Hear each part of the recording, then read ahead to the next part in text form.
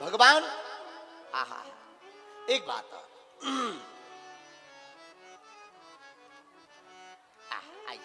जय जय आइए आइए पूज्य महाराज जी का आगमन हो गया है। पधारिए श्री सीताराम जय जय आओ श्री सीताराम जय जय दंडवत दंडवत श्री राम जय राम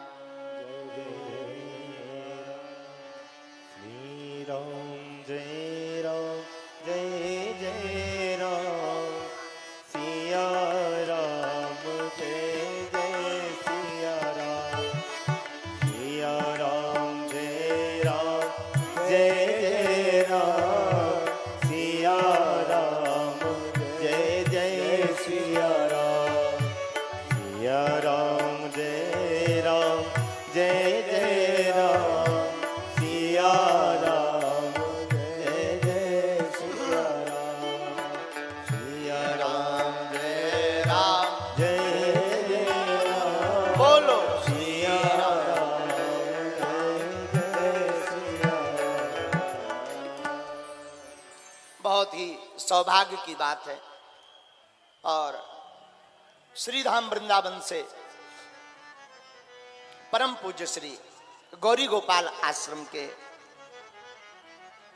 महान और आपने सेवा के प्रकल्प से जो समूचे भारत में एक नई क्रांति खड़ी की, वृद्ध माताओं की सेवा करके, ऐसे परम पूज्य श्री आचार्य श्रद्धेय श्री अनिरुद्धाचार्य जी महाराज आज इस कथा में मंगल दर्शन देने के लिए पधारे हैं। और निश्चित रूप से आपके मंगल से समूचे विदिशा का और विदिशा जिला का कल्याण होगा। बेत्रवती नदी के किनारे, गंगा के किनारे विदिशा शहर में आप आए हैं।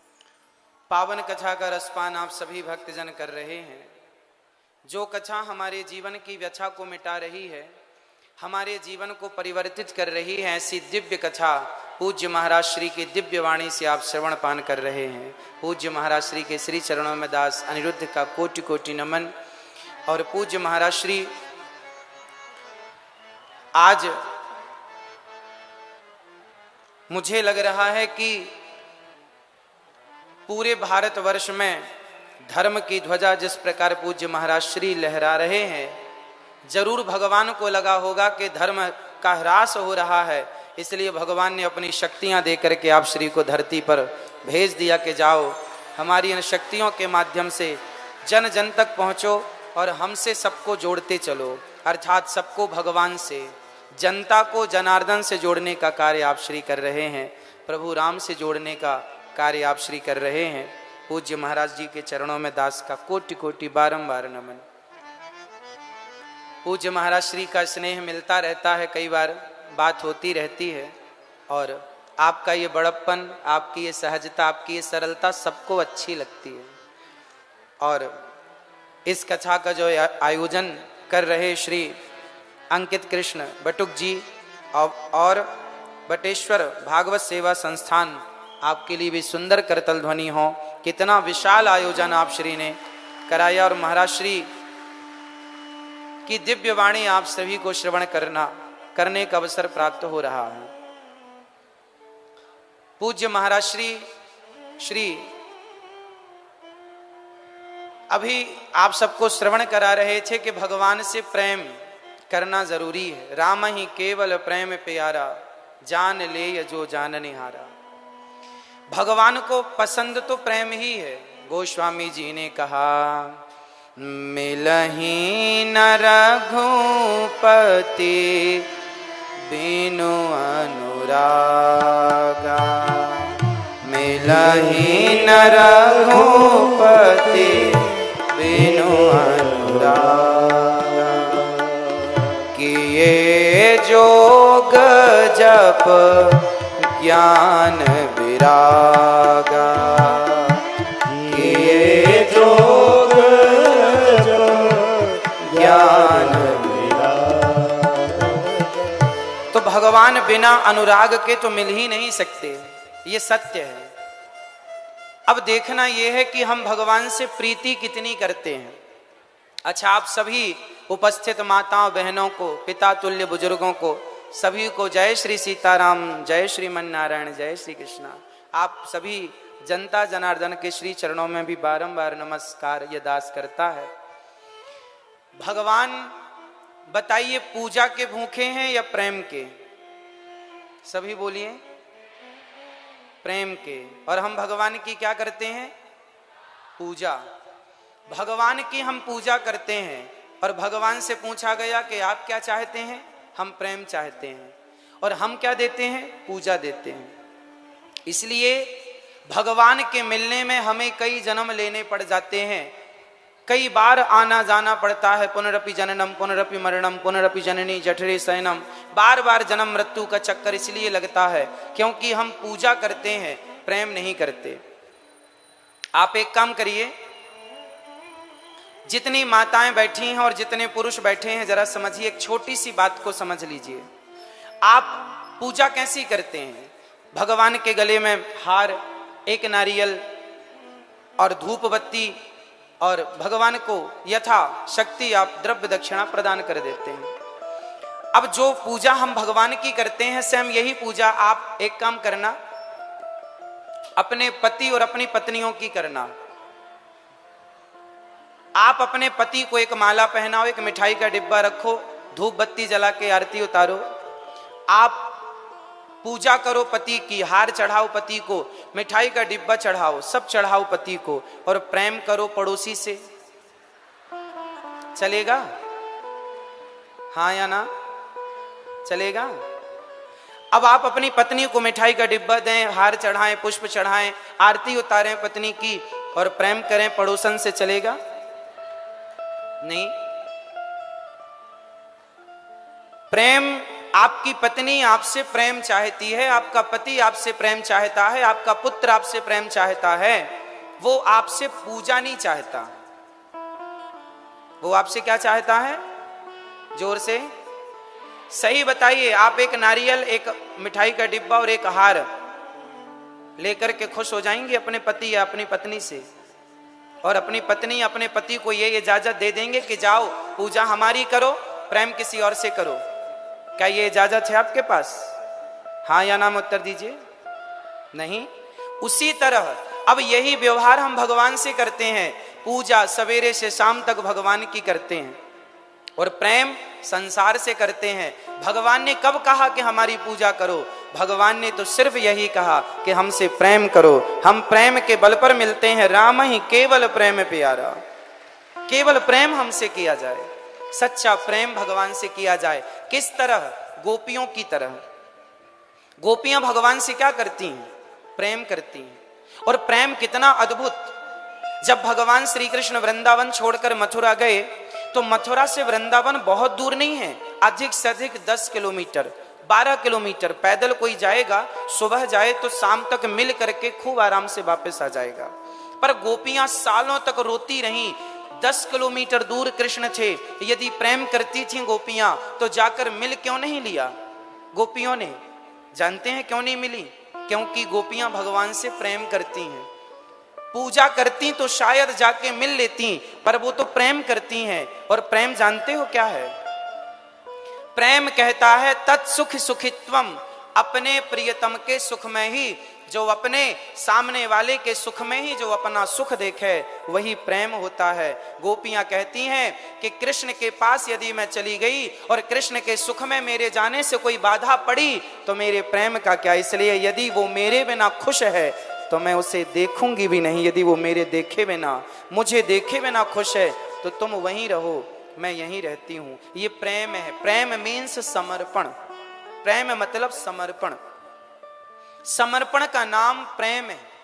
इसलिए सुनि केवट के बैन, प्रेम लपेटे अटपटे, विह से करुणा ऐन चितई जानकी लखन तन। क्या लिखा है गोस्वामी जी ने? केवट के द्वार पर जब भगवान आए तो केवट ने पूजा नहीं की, प्रेम से कहा कि प्रभु आप अपने चरणों को धुला लीजिए, और यदि नहीं धुलाएंगे तो मैं आपके पिता की सौगंध खाता हूं, मैं आपको पार नहीं लगाऊंगा। और आपके भगवान ने कहा कि हमें जल्दी जाना है। तो केवट ने कहा बगल में घाट है, पानी कमर तक है, चले जाओ। राम जी ने कहा हम तो चले जाएंगे, जानकी जी कैसे जाएंगी? केवट बोला बिना चरण धोए मैं आपको पार नहीं लगाऊंगा। सुनी केवट के बैन, मैं आपके मर्म को जानता हूं। कौन सा मर्म? छुअत शिला भई नारी सुहाई, जिनके चरणों की रज से पत्थर स्त्री हो गई। तो मेरी नाव तो लकड़ी की है, कहीं आपके चरणों के जादू से कहीं स्त्री ना बन जाए, इसलिए मैं आपके मर्म को जानता हूं। और केवट कहता है कि मैं आपको पार नहीं लगाऊंगा। केवट ने भगवान की पूजा की या भगवान से प्रेम किया? उत्तर दो आप सब। केवट ने भगवान की पूजा की या प्रेम किया? आप, इसका मतलब ये नहीं है कि भगवान की पूजा नहीं करनी, पूजा करना है, पर पहले प्रेम फिर पूजा। आप क्या करते हैं? सिर्फ पूजा नहीं, हम भगवान से प्रेम करें, और जब प्रेम होगा तो भगवान प्रेम की पूजा को स्वीकार करने आएंगे। और विदुरानी प्रेम से छिलके खवाएंगी तो ठाकुर जी छिलके खाएंगे, प्रेम से विदुरानी बेर खवाएंगी तो राम जी बेर खाएंगे, प्रेम से सुदामा सूखे तंडुल चावल खवाएंगे तो भगवान चावल खाएंगे। पूजा बाद में स्वीकार करेंगे। यदि प्रेम है तो हर पूजा स्वीकार है, और प्रेम नहीं है तो किसी पूजा को। दुर्योधन ने 56 भोग परोसा तो था, हे प्रभु ग्रहण कीजिए, कहां खाए भगवान? क्योंकि भगवान प्रेम को समझते हैं। इसलिए आप पुष्पमाला, मिठाई का डिब्बा, नारियल आप अपनी पत्नी को पहनाया करो, भगवान से तो सिर्फ प्रेम किया करो। पूजा पति की करो, पूजा पत्नी की करो, प्रेम भगवान से करो। आप क्या करते हैं? आप पूजा भगवान की करते हैं, प्रेम संसार के लोगों से करते हैं। बेटा मेरा, बेटी मेरी, परिवार मेरा, घर मेरा। कहो कि ये सब मेरा है, ये मत कहो कि ये सब मेरा है, ये कहो कि गोविंद मेरो है, गोपाल मेरो है। मीराबाई ने कहा कि मेरे तो गिरधर गोपाल, दूसरो ना कोई। समझिएगा, भगवान प्रेम चाहते हैं।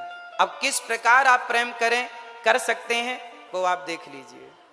पूज्य महाराज श्री का एक सपना है, और ये सपना हम सभी जनता जनार्दन का है। सपना क्या है? पूज्य महाराज श्री ने एक बेड़ा उठाया है हमारे अपने देश को हिंदू राष्ट्र बनाने का। कितने लोग चाहते हैं कि हमारा देश हिंदू राष्ट्र हो? कितने लोग चाहते हैं? चाहते हैं। तो क्या करना पड़ेगा हमें? केवल महाराज जी का ही धर्म है कि केवल वो ही ये सपना देखें? क्या आपका और हमारा ये सपना देखने का अधिकार नहीं है? एक बात बताऊं, यदि हिंदू राष्ट्र बनाना है देश को, तो आपको भी कुछ काम करने पड़ेंगे। पूज्य महाराज श्री ने तो जो करना था बेड़ा उठाया, और उसकी पूर्ति के लिए चल रहे हैं, जी जान लगा करके दिन रात कार्य कर रहे हैं, सेवा कर रहे हैं। अब आपका क्या काम है, हमारा क्या काम है? जरा हम अपना काम भी याद कर लें। एक बात बताओ, सड़क जब बन जाती है पूरी, तब मंत्री जी ओपनिंग करने आते हैं या पहले ही सड़क बने बिना ही ओपनिंग करने आ जाते हैं? बताओ। जब तैयार हो जाता है कोई भी काम तो सरकार आती है और क्या करती है? उसे ओपनिंग कर देती है, शुरुआत कर देती है। पुल बना, सड़क बनी, कुछ भी बना, सरकार आखिरी में आती है और ओपनिंग करके चली जाती। कोई भी नेता हो, कोई भी हो, उसके पहले की तैयारी इंजीनियरों की, मजदूरों की, वर्करों की पूरी सड़क तैयार करने में वो अपना पसीना बहाते हैं। इसका अर्थ समझ रहे हैं? हिंदू राष्ट्र बनाने के लिए प्रत्येक भारत के 140 करोड़ जो जनता, जिसमें सनातनी सम्मिलित हैं, उनकी जरूरत है। वो जिस दिन चाह लेंगे, अपने आप को बदल लेंगे, उस दिन हमारा देश हिंदू राष्ट्र हो जाएगा। अब बदलाव क्या, जरा कम शब्दों में समझ लीजिएगा। कितने लोग चाहते हैं कि हमारा देश हिंदू राष्ट्र हो? फिर से ठीक है। अब ये बताइए, आप में से कितने लोग माथे पर तिलक लगाना पसंद करते हैं? क्या रोज लगाते हैं? हमारे मुसलमान भाई माथे पर टोपी रोज लगाते हैं। उन्हें कोई शर्म नहीं है टोपी लगाने में। तो सवाल आपसे है, जब आप सनातनी हो तो फिर तिलक लगाने में शर्म किस बात की? माथे पर तिलक लगाओ। पहला, यदि हिंदू राष्ट्र चाहते हैं तो पहले माथे पर तिलक लगाना सीखिए। दूसरा, यदि हिंदू राष्ट्र चाहते हैं तो दूसरा काम यह है कि सनातनी की पहचान किससे है? हम अहिंसा ही परमो धर्मः की बात करते हैं। जो मांस खाता हो, जो बकरा बकरी अपने स्वाद के लिए काटता हो, बताइए क्या वो सनातनी हो सकता है? इसलिए सबसे पहले शाकाहार अपनाना शुरू कीजिए। प्रसाद भोग लगा के ठाकुर जी को भोग लगाकर प्रसाद पाएंगे। सबसे पहली जरूरत है कि हम अहिंसा ही परमो धर्मः की बात को चरितार्थ करें। अहिंसा ही परमो धर्मः। हमारा धर्म किसी की हत्या करना नहीं सिखाता। और आज बहुत लोग मांस खा रहे हैं। किसी के खानदान घरों में तो बकरा काटने की परंपराएं चल रही हैं, कुरीतियां चल रही हैं। तो आपको इन बुराइयों को जड़ से मिटाना होगा, तब जाकर हम हिंदू राष्ट्र का निर्माण कर सकते हैं। तीसरा, आप यदि हिंदू राष्ट्र चाहते हैं तो तीसरा काम आपको यह करना पड़ेगा कि चाहे पुरुष हो चाहे स्त्रियां हो, आपको नियम बनाना होगा कि आप लोगों को, खासकर पुरुष वर्ग, बेटा बुजुर्ग, सब मेरे नौजवान दोस्त भाई, आप जो पैंट शर्ट पहनते हैं वो पैंट शर्ट बताओ भारतीय पहनावा है या विदेशी? फिर हफ्ते में कम से कम एक दिन संडे के संडे धोती कुर्ता पहनकर तिलक लगाकर बाजार निकला करेंगे शॉपिंग करने के लिए। धोती कुर्ता, जो तुम्हारे दादाजी, जो तुम्हारे नाना जी धोती पहनते थे कांच लगाकर, हमारी भारतीयता को हमने मिटा दिया। अब हम मिटा कर कह रहे हैं कि हम हिंदू राष्ट्र चाहते हैं।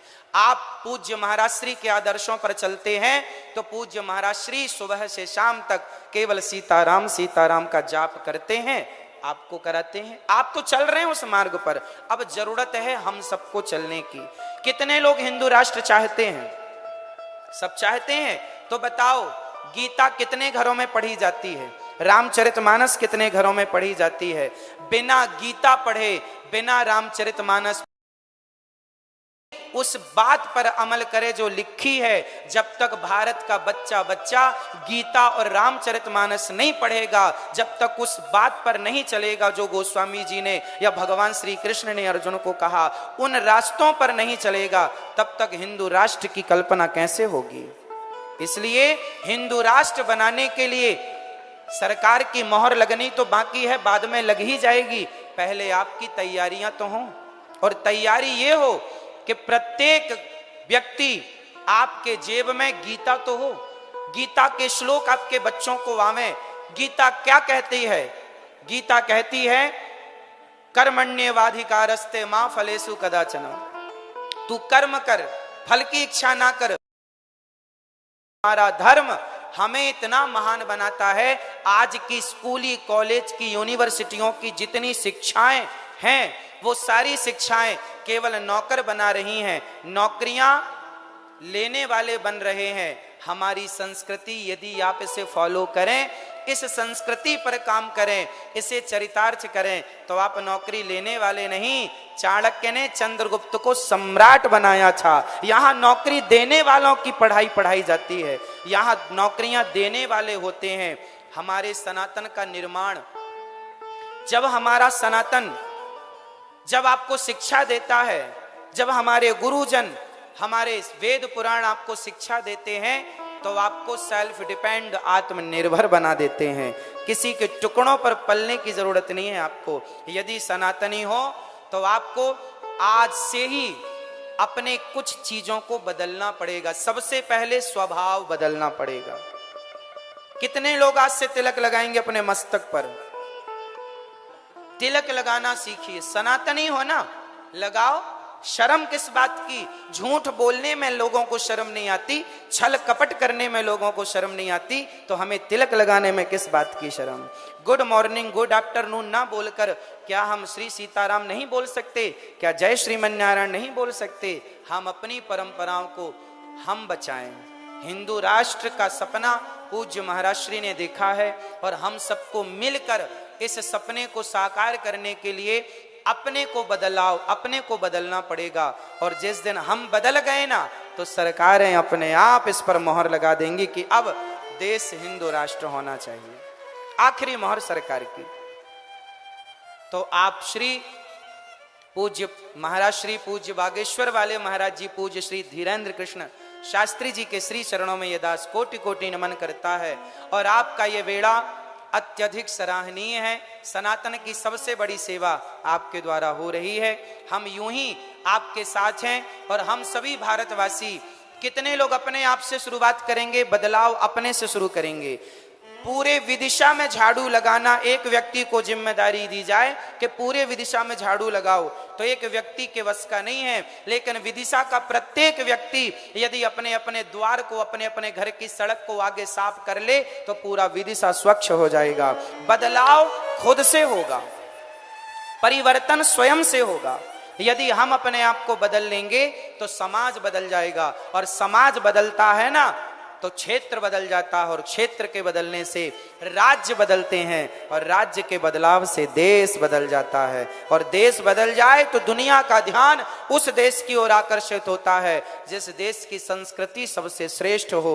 और सबसे श्रेष्ठ संस्कृति वाला देश पूरी दुनिया में कोई है तो भारत ही है। बोलिए भारत माता की।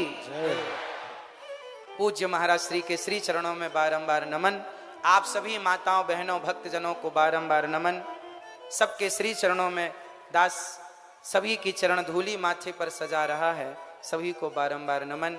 कथा में विघ्न बनकर ये दास पहुंचा है और पूज्य महाराज श्री की दिव्य अमृतमयी वाणी हम श्रवण कर रहे थे, और पूज्य महाराज श्री के सपने को साकार करने के लिए हम सभी कंधे से कंधा मिलाकर चल रहे हैं। पूज्य महाराज श्री का दर्शन करके आज दास कृतार्थ हुआ। आपके श्री चरणों में कोटि कोटि नमन।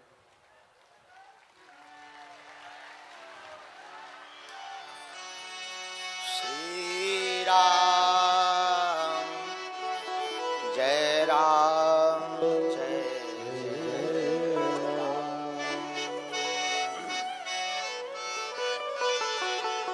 परम पूज्य, आप वर्तमान में श्रीधाम वृंदावन में जो नियमित सेवा कर रहे हैं, अन्य क्षेत्र की वृद्ध माताओं की, आपकी वाणी, आपकी कृपा और आपकी ब्रज की सेवा बड़ी ही सराहनीय है।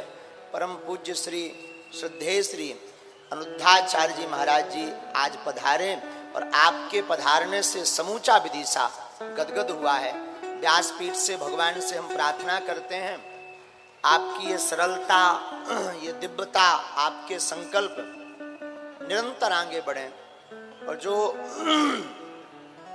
विरोधी बड़े ही आपके पीछे लगे, स्वभाव बस हाथी चले बाजार भौंके हजार। अभी हमको मीडिया के माध्यम से जानकारी मिली कि किसी ने आपको एक पत्र भेजा, आश्रम में डाला कि आप अगर करोड़ों रुपए नहीं देंगे तो बम से उड़ा देंगे आपके आश्रम के लिए। हम महाराज जी से प्रार्थना करेंगे, गीदड़ों की भपकियों से शेर डरता नहीं है।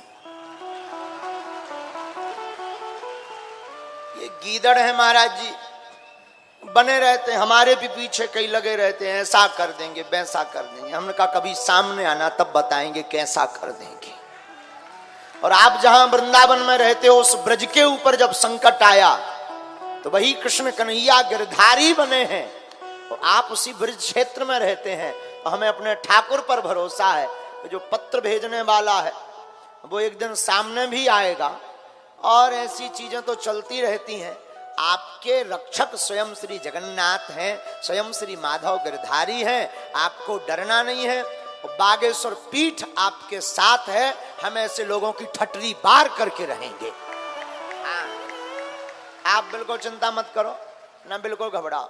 देख न सके पराई विभूति, ऊंच निवास नीच करतूती। हम ऐसे लोगों से यही प्रार्थना करेंगे, हे मानव और हे दानव, आपने कहा कि करोड़ों रुपए दे दो, तुम्हारे बाप के यहाँ है या तुम्हारा राज है? इस देश में सरकार है, कानून है, संविधान है, व्यवस्था है, सुरक्षा है, और भगवान का भी संविधान है। दूसरी बात, आप जो कर रहे हैं मानवों की सेवा, वृद्ध माताओं की सेवा, उनके लिए भोजन की व्यवस्था, आवास की व्यवस्था, आपको तो सहायक होना चाहिए। हे मानव श्रेष्ठ, जो आप उस सहायक की जगह बाधक बन रहे हो, साधक नहीं बन सकते तो बाधक तो मत बनो। लेकिन महाराज जी आदि काल से ही काल नेमी होते रहे, इनका उद्देश्य और कुछ नहीं होता है, मन को विचलित करना होता है। आप भयभीत ना हो। हम भगवान बागेश्वर बालाजी, हम तो कुछ नहीं जानते, मूर्ख आदमी है, लेकिन बालाजी और श्री सन्यासी बाबा के चरणों में प्रार्थना करते हैं कि भगवान बागेश्वर बालाजी आपको दीर्घायु दें, और जहां भी आपको जरूरत पड़े, अब पड़े क्या, आपको बोलने की आवश्यकता ही नहीं है भाई, बोल करके कोई सहयोग करे तो क्या मतलब का। हम आपके साथ हैं, आपके ऊपर कोई इस प्रकार की आंच आएगी तो सबसे पहले हम आगे खड़े हैं और ऐसे लोगों की ठटरी बार देंगे, नहीं छोड़ेंगे।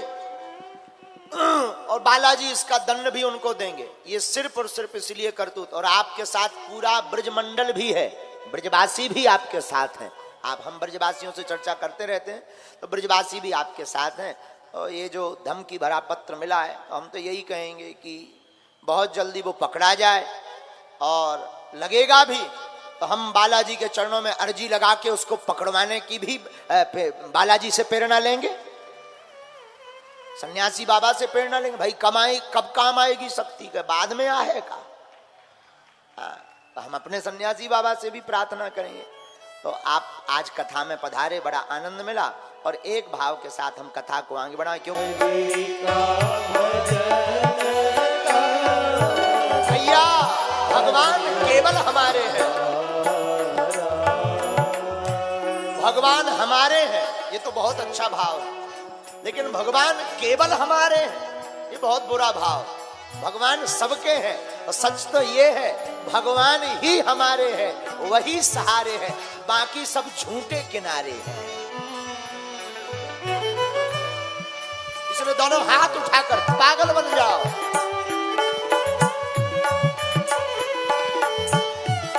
देखो, भोजन की शोभा थाली से, बाग की शोभा माली से, हाँ, और होंठों की शोभा लाली से, लेकिन कीर्तन की शोभा ताली से है।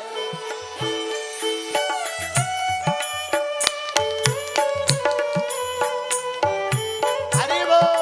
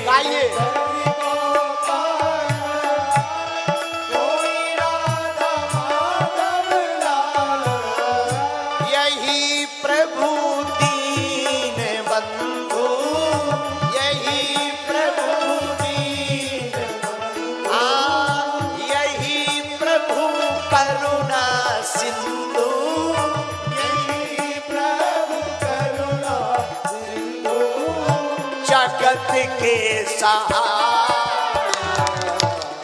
हरि का भजन करो, हरि है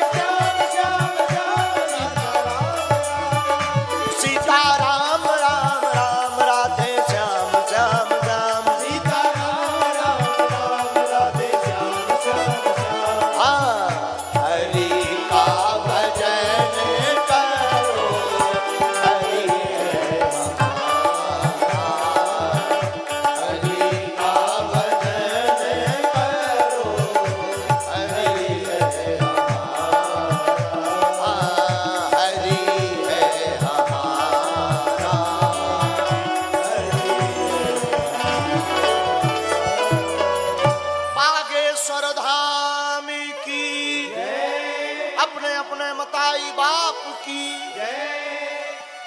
सदा सेव्या श्रीमद् भागवती कथा।